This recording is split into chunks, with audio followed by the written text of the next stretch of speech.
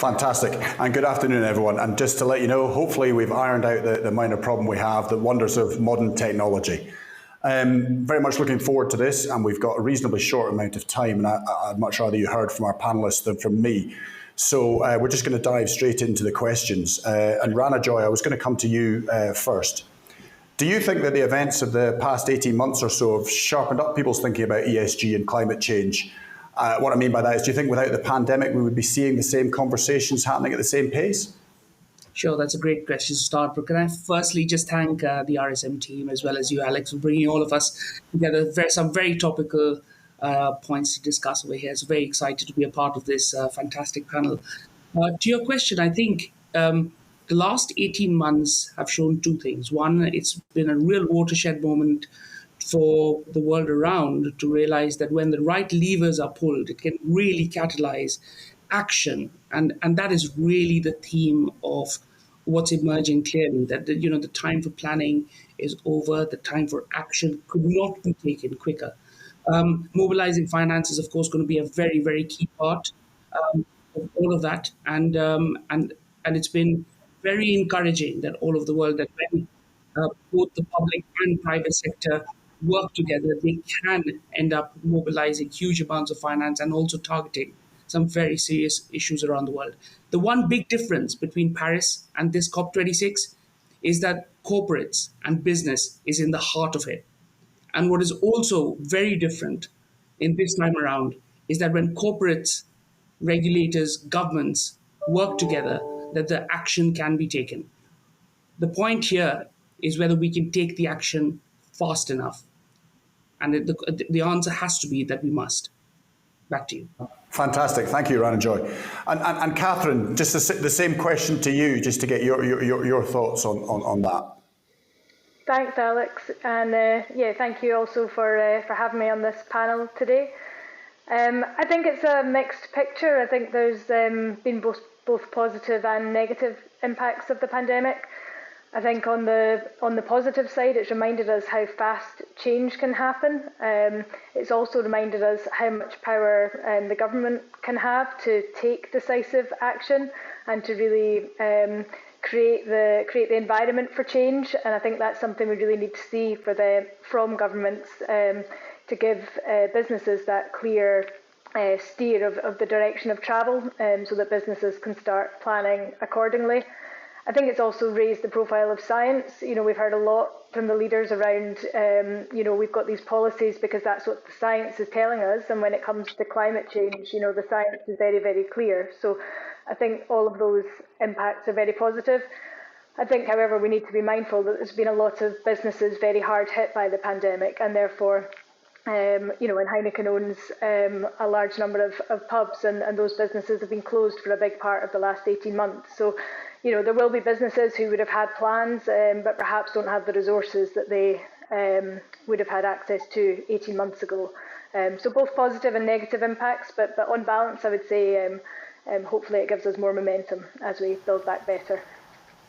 Thanks, Katherine. That's a very interesting point, because as you rightly point out, a number of businesses have had a very, very hard time in the pandemic, and so it isn't quite perhaps as straightforward as jumping straight in to what they would have liked to. Just to bring our other panel members in now, Ian, jumping to a slightly different question for you, if I may. How critical do you think it is that business leaders rapidly accelerate their plans for developing their ESG strategies and action to help combat climate change? Thanks, Alex. Well, also a great pleasure to be with you all, at least in a virtual sense today. Thank you for having me here. So before I start answering, perhaps I'd like to clarify, this is Rolls-Royce Aerospace and Global Industrial Technology Company, not the motor car company. So just to have that in mind when I give my answers. But, so with a background as a strategist, I think it's no surprise that I think having a strategy on sustainability is a good thing, of course. If I reflect on the journey that Rolls-Royce has been on over the last few years, today sustainability is absolutely at the heart of our strategy.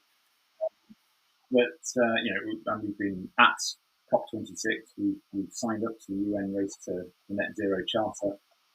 We've with our own sustainability report over the summer. So But that's the result of a journey that's taken several years. It's not an overnight change, and because it's such a profound set of changes that need to be embedded in any large company, particularly if, by the way, your business is highly reliant on selling products that almost all of which burn fossil fuels. So it's a very profound set of changes. It does take time, and it's also extremely valuable. You know, my other reflection here would be during the COVID crisis, having a sustainability strategy as a guiding north star, if you like, was incredibly helpful in navigating through what was a very turbulent time. So all three arguments, it's inevitable you're going to need one. It takes time to embed it, and it's incredibly valuable to have one. So there's no excuse or reason to delay. Perfect, thanks, Ian. And Sheena, RSM owns Sheena. Could I ask you your thoughts on that question? Of course, thanks, Alex. Well, to put it bluntly, it is absolutely business critical. If you want to be a credible and attractive investment to institutional investors, then business leaders need to be acting now. They need to be adopting ESG strategies and disclosing those in their accounts, in their climate reports, and any other publicly available documents that they produce. I'd say that the money markets are changing, and they will continue to force that acceleration of adopting ESG strategies and climate change initiatives for all the underlying investments. I think it's worth taking a sort of a look back, 10, 20 years ago. Institutional investors would have an ESG basket of funds, just one basket that they could offer their investors that were that way inclined. You know, they were the minority back then, and now that ESG lens is applied across the entire basket of investments. So if you're a large company and you want to be part of the investment portfolio of these institutional investors, you better be good. You better be adopting your ESG criteria and strategies and disclosing it. Otherwise, you're not an attractive investment and your stock value goes down. It's really simple. Also, in terms of securing funding, having ESG strategies is becoming more important. You can get better lending terms if you sign up to certain ESG criteria. Looking at my own work, where there's a public sector financing angle, ESG is absolutely front and centre. I've been working on a UKEF-backed ground-mounted solar deal in South America for the last year or two. And whilst, yes, the E of the EEG is very much delivered in a solar project, you have to adhere to all three of those criteria. Otherwise, you ain't going to get that finance from UKEF. It's really important. I'm also aware of key investors like pension funds and universities with sizable endowment funds that have adjusted their investment portfolio and ongoing strategy to align with ESG objectives. So some even go as far as to take a divestment approach, and they actually explicitly say that they are going to sell stocks and businesses that they don't agree with, like coal and tar sands, for example. So yeah, it's business critical. And if you want access to a wide range of funding, if you want to protect your share price, if you want to attract the best employees, and you want to work with like-minded clients and suppliers, then you better get on board. It is business critical. Thanks, Sheena. To put it bluntly, I think that's a bit harsh. You made it some very clear points, and actually it was really interesting to hear some of the examples. And that leads really nicely, actually, into we've got some specific questions for individuals, and I'm sure the panel might want to interact with those. But if I could start with one that follows on very nicely from some of the points that Sheena made, which I've got for you, Rana Joy, if I may. 74% of respondents to the RSM survey that we ran with over 400 middle market businesses said they have a formal plan or strategy regarding commitments to ESG initiatives, and 43% have embraced ESG planning in order to meet their expected lending criteria.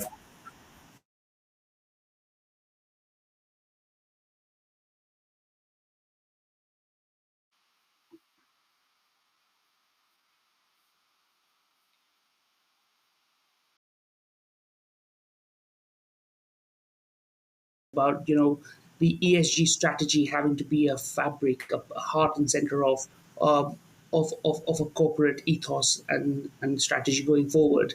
It cannot be an afterthought. That's become very, very clear. What CEOs, what senior managers within businesses, within corporates, what they need to do is reflect that. Investors want to see that in real terms, in how it's being reflected in not just its strategic planning for the years ahead, but also in how they're implementing that. And then, and to your point, Alex, therefore, the reporting of that, of the steps being taken by businesses, by corporates, is very, very important. It's not without its challenges, because in the absence of globalized, standardized means or a framework of these disclosures, it becomes very challenging for both investors to weigh in and value, and also sort of calibrate the extent of true ESG development, true ESG impact. It also, on the flip side, is equally difficult for corporates without those standardized measures of how to implement and what they're doing, the steps they're taking, how it's going to be weighed by the broader market. It's not all doom and gloom, though, because there are big steps being taken, not just by regulators and governments, but also by the investor community itself, the legal fraternity itself, in providing certainty, clarity, consistency in terms of what those reporting standards, both from financial reporting measures to structure, so to not just at the point of bringing new transactions or raising finances or how a company is run, but during a period of time, where the money is being invested into a company, the reporting of how those monies are used are actually reflecting ESG measures. I mean, this week itself has been a bit of a watershed moment for reporting standards. I mean, the UK government has announced that that it will require companies to disclose financial information from April 2022, and that, in my view, is a real sort of flag in the sand, because it really moves the needle. The UK will be the first G20 country to be making such disclosure measures mandatory for corporates as well. What this means for companies, obviously, is that they need to implement it. There will be a cost relating to that implementation, but disclosure reporting on ESG disclosure will be heart and center, and will be something that CEOs and management will have to keep pace with as markets develop as well. The whole thing is directed towards certainty and greater investment targeting ESG standards. Fantastic, and that's a very interesting point you made about the UK being at the forefront, Rana Joy, and I think that it's something that a lot of the people listening, and certainly a lot of the team at RSM are very aware of and keeping an eye on. If we could just take a slightly different slant with the next question that I've got, and this one's for you, Katherine, if I may. You work for a global business that places a huge amount of emphasis on sustainability and responsibility, and you're on the road to net zero, and you have the mantra of brew a better world. I'm just interested why this is so important for Heineken, and maybe a flavour of some of your plans for the coming years. Yep. I mean, I think Heineken is subject to all of the sort of stakeholder pressure that Sheena talked about in her first answer. And we're very much seeing that. And when we go, or when our CEO goes and talks to investors after we launch our annual results, a lot of the conversation now is about sustainability, whereas even 3-4 years ago that just wasn't the case. So there's been a real sort of step change there in terms of the the level of interest and scrutiny that there is, and Heineken's no different to that. I think also specifically Heineken, we've been around for 150 years, we have a long history, and we want to be around for another 150 years, and we know that that won't be the case unless we are operating on a planet that is thriving. As a company that produces a product, we have production sites, and we're very embedded in the communities that we work in. And therefore we want to have a positive impact on those communities. So sustainability has always been at the heart of what we do. And over the last 10 years, we had a strategy called Brewing a Better World.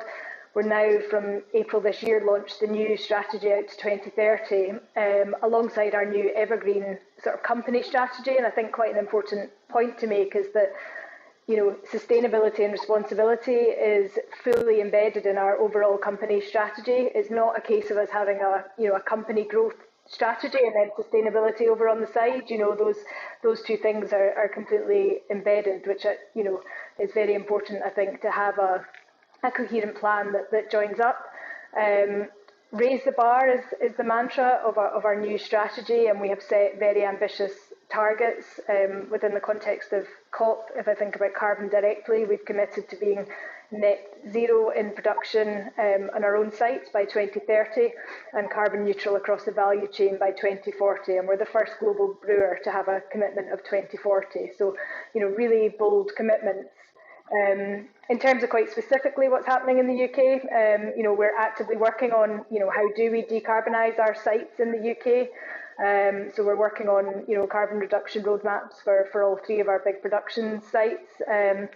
We've also been involved in an agricultural trial around how to farm barley in a more sustainable way. And we've been involved with working with a supplier and an NGO organisation called Glass Futures on a trial around a low carbon bottle. And I think some of these, you know, we do need innovation, as was mentioned earlier as well. And I think some of these collaborations where different actors come together to try out new technologies is really important. Thanks. That's and I think. Yeah. Rana Joy, you very politely, virtually put your hand up. You had a point you wanted to just add on that one. Yeah, I was just going to add that, you know, to Katherine's point, I mean, there's a huge amount of innovation which is currently taking place in that sustainability cycle. So when we talk about innovation, you know, people think it's only financial innovation and getting funds from point A to point B to make things happen. But even within businesses, so I mean, there are transactions which we are working on with breweries. And Katherine knows this better than I do, that, you know, by the time you distill and use the water in the process of brewing, it becomes so pure, you can actually use that or recycle that water for various different things. And in certain countries, that water is actually given back to farmers or fisheries to actually develop. And we've seen that ecosystems thrive in that recycled pure water which is built up. So there are various ways in actually building up and recycling that in a sustainable manner. One of the things that we've been looking at is actually a financing which develops that further, where we can actually measure the impact of the development of the ecosystem around those fisheries as well. So there are different ways of measuring an eco plus in an environmental friendly manner as well. Just wanted to add that in there. No, absolutely, Rana Joy. Please. I'd much rather we filled the airtime with you than me. So thanks very much for that. And what I was hearing from there, Katherine, there's a real stewardship role, both in terms of retaining the value and the ethos of the company, whilst also the broader global piece as well. So it's very interesting. But you have to have a strategy and a thriving business to do this, and that leads on quite nicely. And also the comments around innovation to a question I wanted to put to Ian, if I could. How important do you think it is to find a kind of middle ground between investing in the right places to allow businesses to continue doing what they're doing, to thrive and prosper, versus, you know, restricting some of our practices that are deemed bad for the environment and might then adversely affect the company itself?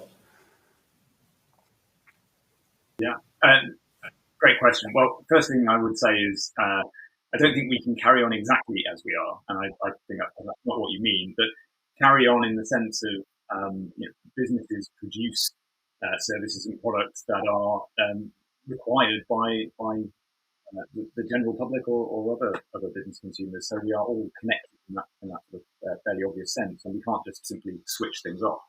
I was listening intently to Joe's comments around I think he talked about false binary decisions and corner point solutions, and that certainly chimed with me. If I kind of illustrate that from the industry that I'm familiar with, I think it's quite an interesting case study.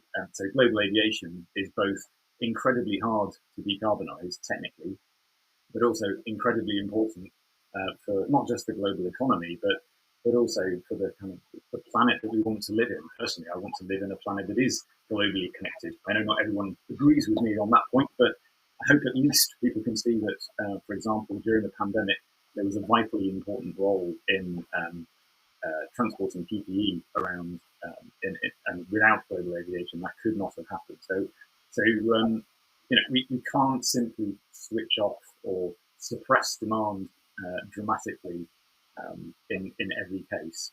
There will be a different balance to find for each industry, for each sector, but getting to what the right balance is between, as I say, demand suppression and support for innovation and technology on the other side, is absolutely critical. There will be a narrow space in some cases. Global aviation is perhaps one of them where we really have to find that right balance. We get there through dialogue, public-private dialogue, with government support. So in the UK, we've recently set up with the rest of the UK aerospace industry the Jet Council, which is essentially a forum for finding what that balance is. And I think that's what's required in every industry, every sector. Thanks, Ian. And I think that's a very fair point you made on the perhaps overly maligned air industry. As you rightly pointed out, it has contributed significantly to some of the actions we've been able to take throughout the pandemic. So I would echo that. Sheena, if I could come to you now, and inevitably being part of the RSM team, your question has a slant of a certain nature, but our tax system has broadly remained unchanged for the last 100 years. That might come as a shock to a number of people listening. But in that time, businesses have changed dramatically. From a tax perspective, how well do you think the government is incentivising or otherwise businesses in an effort to encourage this sort of innovation that we've talked about and change the ESG and climate arena? And are there things that they need to do that they haven't yet? Right. I think the short answer is yes, there is more to be done. And I will try not to be a tax geek when I answer this question, but I would say it is incredible. You are quite right. Our current system of taxing income was actually introduced by William Pitt the Younger. So quite a long time ago. Obviously, there's been updates and amendments and, reams and reams and reams of anti-avoidance, etc. But with that in mind, I don't think that it will come as a surprise that my answer is that, the fiscal regime probably doesn't dovetail with today's societal drivers. And I think it's important to note that one of the primary levers that any government has at their disposal to affect change is the tax system. And simply put, you can use a carrot of tax incentives, or you can use a stick of taxing bad behaviours like fags and booze and fuel duty, sugar tax, a possible sin tax on the Sunday roast because of the carbon going into that supply chain, all those sorts of bits and pieces. Or like I say, you can use incentives to encourage good behaviours, so enhanced capital allowances for green plant and machinery, subsidies and feed-in tariffs on solar panels, all those sorts of good things. So there's a lot there that has been done and maybe taken away, or could be done. I don't think they're using it to good effect at the moment in terms of meeting their net zero targets and shaping behaviour, but I do have a degree of sympathy with the government because tax is often not a purist thing about shaping behaviour. It's also about, winning votes and making sure you remain in power. A really good example of that is if you put the rate of income tax up, that pleases the public, but it actually decreases the tax take. So in absolute terms, you're not helping yourself. So it can be a bit topsy-turvy sometimes, the whole fiscal regime. I mean, the recent budget, it was absolutely lackluster in terms of green taxes. So yeah, they pledged 30 billion of funding to net zero, and they had a bit of chat about green bonds, green finance, wind investment, innovation was mentioned. But in terms of those environmental tax changes, how are they going to fund it? It was absolutely silent. I mean, they froze fuel duty. And as the number of petrol and diesel cars decline, we're going to see a huge budgetary deficit because fuel duty revenues will decrease. And despite that fuel duty freeze, at the moment, fuel duty contributes to just shy of £30 billion per annum in terms of tax take. And so how are we going to fill that gap? The budget isn't clear on that. My guess is that we'll move to a road use tax, but the cost of implementing that infrastructure to capture the new tax revenues, that will be immense. So how are they going to fund it? And thinking more about, like I say, incentivizing good behaviours to the extent of, if you are a renewable green company, can you have a lower rate of corporation tax? Can your workers have a lower rate of income tax? Then you are attracting the good and the great in terms of your workforce. They're going to be, to quote my teenage daughter, they are going to be bomb. They are going to be the best that money can buy. I think it's entirely conceivable that if we were to do a complete overhaul of the tax system, we'd move to a carbon-based system of taxation. But in the current environment, I think there'd be an awful lot of resistance to that, both from the public and also from other countries. We've already seen Australia, China, even the US historically coming out against a carbon border tax. And then there's also the difficulty in terms of tracking the carbon that goes into any kind of end product. I mean, take pork sausages or something. The carbon footprint that goes into producing those pork sausages is not just one size fits all. What have you fed the pigs? Where have they travelled from and to the abattoir? What packaging have you used? All those sorts of things. So,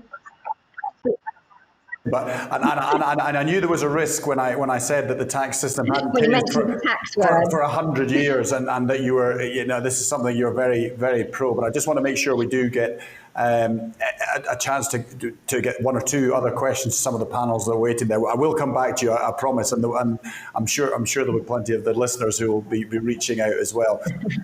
For those of you that are interested, Pitt the Younger is no relation to Brad Pitt when I asked. Anyway, jumping back, if we may, and Rana Joy, I thought, and perhaps this leads on a little bit from Sheena's comments. If we go back to finance again, where's the money going to come from to make the changes that we need to make, or where does it need to come from? In order to deliver these changes, tax perhaps being one of the levers, but. Sure, that's a great question, and perhaps it's one of the key pillars of the COP26 focus as well, which is mobilizing finance. I mean, if you look at it, the simplest way of looking at it is the money's got to come from those who have it. And if you look at the capital markets, the stock markets are 58 trillion, the 55 trillion. The size of the bond markets is 78 trillion. Together that's 133 trillion of funding which can be tapped and moved. So the capital markets will of course play a key and vital role going forward in funding, because what's become acutely what everyone's become acutely aware of is just that donor funding or government funding is not going to be just enough, especially given the quantum of funding that is going to be needed, not only to shift the needle on climate change and sustainable finance, sustainable change, but also to deal with disruption events, to deal with the challenges which are going to come along the way as well. So it's going to be a huge amount of volume. But again, the encouraging signs that we see is that it's not a question of thinking of where it's going to come from. It is happening. We've seen huge pledges, both from corporates as well as governments, during the course of the last 2 weeks. I think that is going to continue. But most importantly, for the investor community, the corporates out there is not necessarily a one source or a one tool. There are tools available where innovation is happening. It could be through your traditional sources of finance, i.e., capital market sources. It's also new areas of financing tools which are available to raise the finance, which are specifically designed and structured for environmental sustainability or social sustainability. And it's not just things like economic bonds, but also, broad aggregated structures like economic funds, impact funds, agricultural funds, reforestation funds, which are being put together. And the unique aspect of this is that they're blending finance, both from the private and public sector, to deliver change. So there is a long road ahead. And of course, we've talked about disclosure rules around that financing because, with financing, there are, of course, aspects of risk and challenges to make sure that investors are protected from things like greenwashing. But the signs are very encouraging that money and the funds are being mobilized in innovative ways to tackle both environmental and social sustainability issues around the world. Thanks, Ronajoy. And Ian, you put your hand up just to come in on that, I think. Yes, I did. Thank you. Yeah, so I totally agree that we can't just look to governments to pay for everything on this, and that private capital needs to be deployed as well. The point I just wanted to make is I think this points back to that tricky balance to strike, because for many companies who need to invest in innovation to decarbonise their products,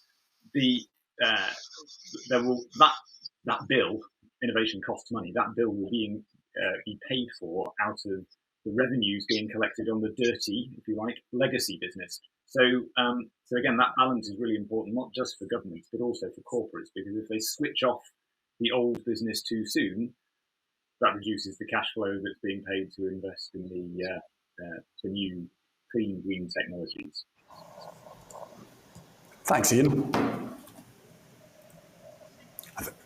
We're just, and I'm very much enjoying the fact that you've had a virtual pat on the back for your response from Ronajoy there. So he clearly agrees with you, right? You didn't contradict anything he said. No, I think it's a key fantastic point that it's a transition process, and it needs to happen fast, but it is a transition. It is not something that someone can just switch on and switch off. But the implementation of that transition at speed is what is critical. Thanks, Ronajoy. Katherine, if I could come back to you now, if I may. Turning to our survey results again, 57% of respondents said they have a dedicated senior executive whose primary responsibilities include establishing a vision for ESG within their business. Would you expect that over the coming years that number would increase? Yeah, I think it's a really good question. I think ultimately the leaders of any business will be responsible for the ESG strategy. Absolutely, and as I talked about before, I think it's very important that ESG strategy is fully embedded in the company strategy. It's not something that sits alongside it. So when you're assessing the results and how successful you've been, you should be also looking at whether or not you've delivered on what you said you would from an ESG point of view as well. Within Heineken, we have recently, Heineken UK anyway, we've recently appointed a sort of dedicated head of sustainability. And I think within big businesses in particular, it is useful to have a focal point to really understand all the activity that's happening across the business and pull that together and make sure that it's being done in quite a coordinated way. However, I also think it's important not to think about this in terms of creating a separate sustainability team as such, because again, I think actually it's about how do we change how the business runs so that we're doing it all in a more sustainable way. I work in finance, and I think finance have got a role to play there in terms of just adapting how we make our decisions, and it needs to be a little bit more sort of multi-dimensional and probably longer term thinking, away from very sort of, I guess, sometimes quite black and white sort of payback calculations, to thinking about, well, what are the perhaps some of the risks that could come if we don't take this action, or we don't come up with strategies to reduce carbon. And these things are not always easy to measure or to quantify, but that's not an excuse to not factor them into your decision making. So yeah, ultimately the responsibility sits with the leaders, but yeah, I think it needs to be embedded in organisations as well. Perfect, thanks, Katherine. I think there's some live questions coming through now, which I'm hoping that is going to appear on the screen. It is, and I think this one is for you, Sheena, initially. Are the components of ESG seen as equally important, and is carbon offsetting a good thing? Nice easy one for you. Okay. So I think in terms of are the components of ESG seen as equally important, I think I would steal with glee from George Orwell's Animal Farm and say, yes, all components are equal, but some are more equal than others. At the moment, the E of ESG is getting an awful lot of focus. That's partly because of we are in a climate. So we're all trying to keep 1.5 alive, all those sorts of good things. COP, off the back of COP26, it's got the focus of governments. Also, I think in terms of the data, and this isn't to say that the data is easy or consistent or anything like that with respect to the E of ESG. However, I think it is easier than certainly the S, the social side of things, because if you're looking at, say, a staff survey or something, you've got all sorts of judgments that come into that data. If you ask someone, do you feel proud to work for this organisation? There's a lot that goes into that answer. How was your commute? How were the kids this morning? Did you write coffee at Starbucks? You could come in a foul mood and just say no, but that doesn't mean no. So the data is a lot more subjective. So yeah, I think E is getting more front and centre at the moment, but it doesn't mean that it is more important. And then I guess to move on to the carbon offsetting question, I think offsets can often get a bad reputation, and fundamentally avoidance is better than offsetting. It's sort of simple when you put it like that. To avoid putting CO2 into the atmosphere in the first place, that's just obvious. And the problem with offsets, I think, is where they're used as an excuse to carry on with business as usual. It's okay because we're offsetting, we're taking the emissions out of the atmosphere again. And it's hopefully obvious why that's a problem. But if you have really done everything you can to avoid the emissions in the first place, and there is a genuine, authentic drive underlying the carbon offsetting, and the remaining decision is should we or shouldn't we offset that balance, then, and you look at what offsetting means, it's funding things like undeniably good things like wind farms, hydroelectricity, all those sorts of good things. So if you've driven out as much as you can, that genuinely, then offsetting the remainder is, to my mind, a no-brainer and a sensible thing to do. Thanks, Jean. So I was going to say, does anyone else have anything they'd like to bring in there? And I see Katherine is ready to dive in, so please, Katherine.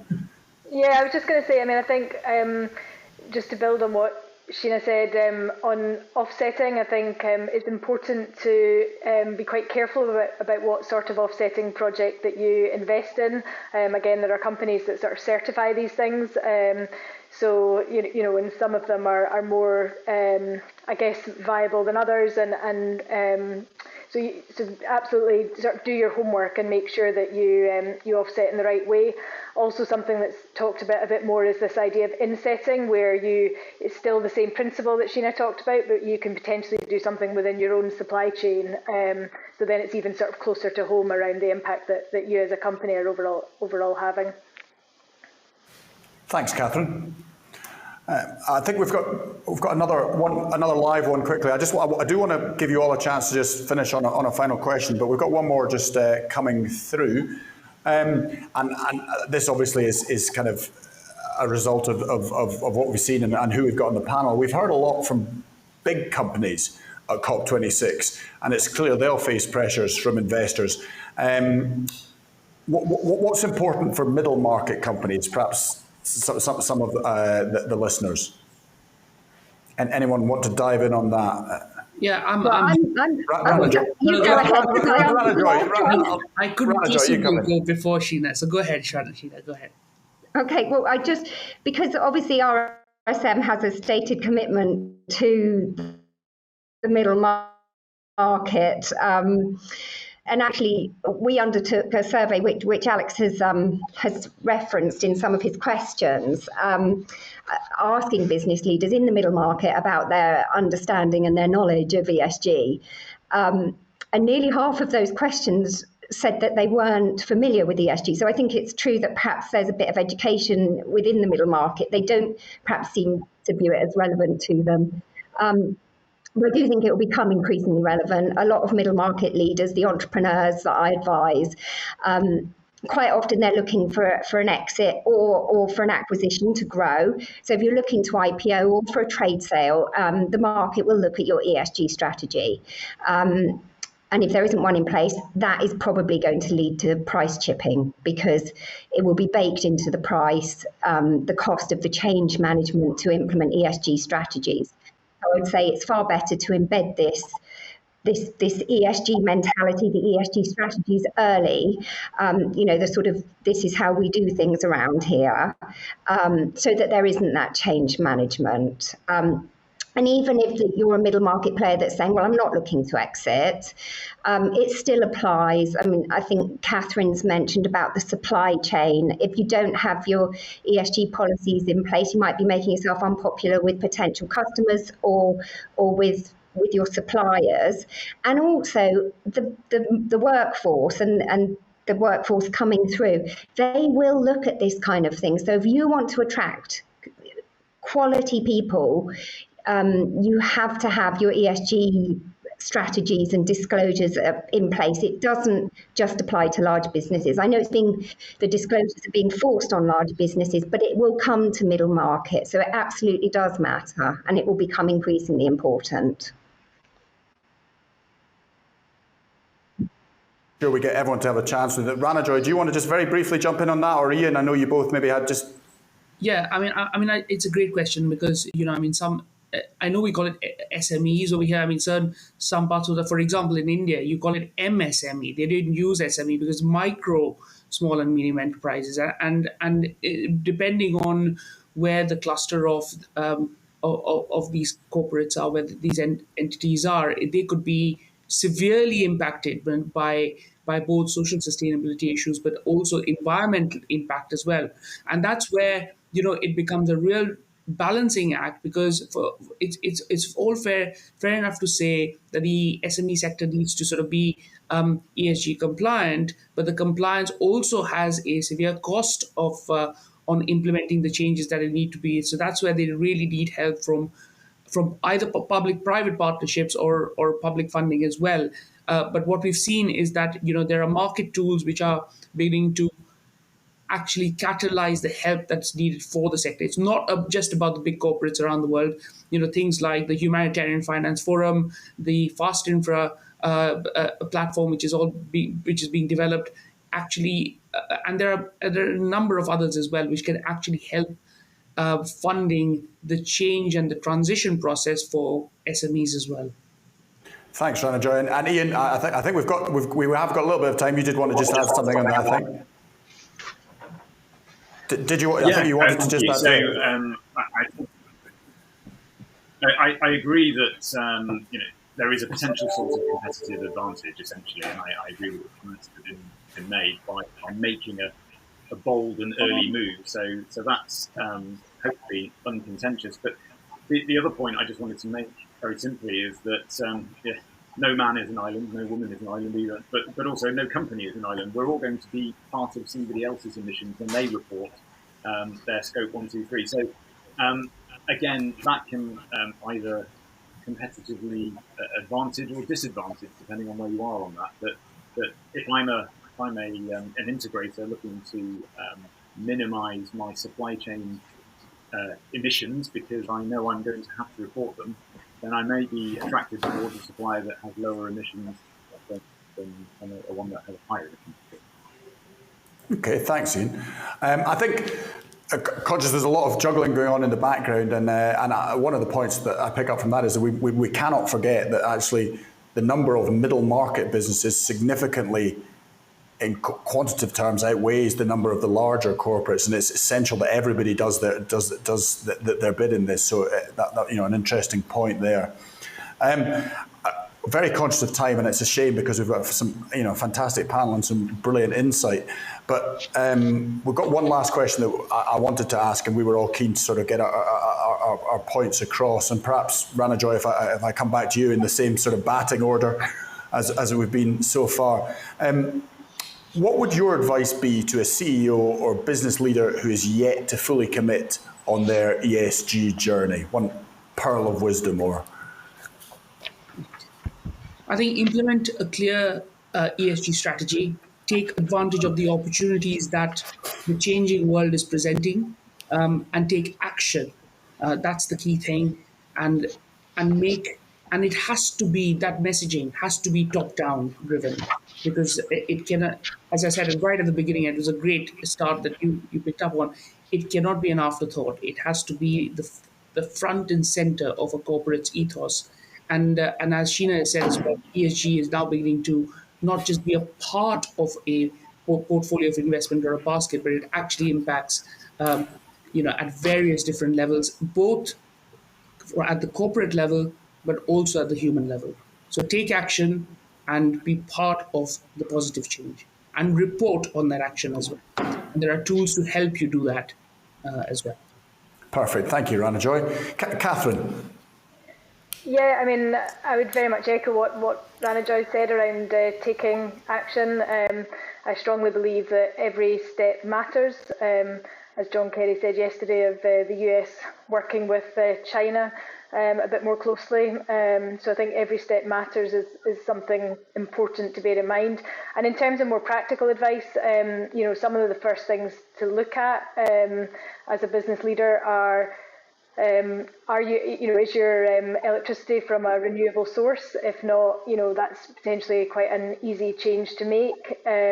What can you do to improve your energy efficiency, which will, often lead to cost savings, particularly with energy prices as they are. And then looking into your supply chain. For many companies, over 90% of your emissions are in your supply chain, and your scope 3 emissions will be other companies' scope 1 and 2. So start those conversations with your suppliers. But remember, every step matters, and your reputation ultimately will be determined by your action in this area. Quite right. You'll be judged for what you've done, not for what you choose not to or forget. Thank you, Katherine. Ian, coming to you, the same question. I think my advice would be get cracking and be bold. So this isn't a subject for half measures, and I think there's a temptation to be cautious, but I would reject that temptation. And really, my other comments would be similar to my remarks around the importance of having an ESG strategy. That it's inconceivable to me that it's going to be optional at a point in the future. And I know that it takes time to get it, to fully embed it in the company and with all of your stakeholder groups. So time is of the essence, and get cracking. Thanks, Ian. And last but not least, Sheena. Thank you. Yeah, I think for a CEO business leader that is yet to fully commit, I really don't think it's a difficult business case to make. The climate crisis is a massive issue facing the entire world at this point in time. So the decision really is, are you going to be a leader in this area, or are you just going to be reactive, potentially devalue your company, risk the future sustainability of your company in terms of future workforces as a result of being a laggard rather than a front runner in adopting ESG strategies? So it's very clear that that's the direction of travel. And if you're not doing it, then you're making your business less attractive for investors. And I'll echo what Joe said earlier, don't let perfect be the enemy of the good. Doing something is better than doing nothing. Put in place some commitments. Think about how those commitments transcend into your specific targets over the next year, 5 years, 10 years for the business. Get board level sponsorship, as Katherine said, and just get on with it. Thanks, Sheena. And I think don't let perfect be the enemy of good is exactly the mantra I've used throughout this session in my hosting role. And hopefully I haven't impinged too much on that. And I would just like to say thanks very much to you all. I've really enjoyed listening to you, and I'm sure those online have as well.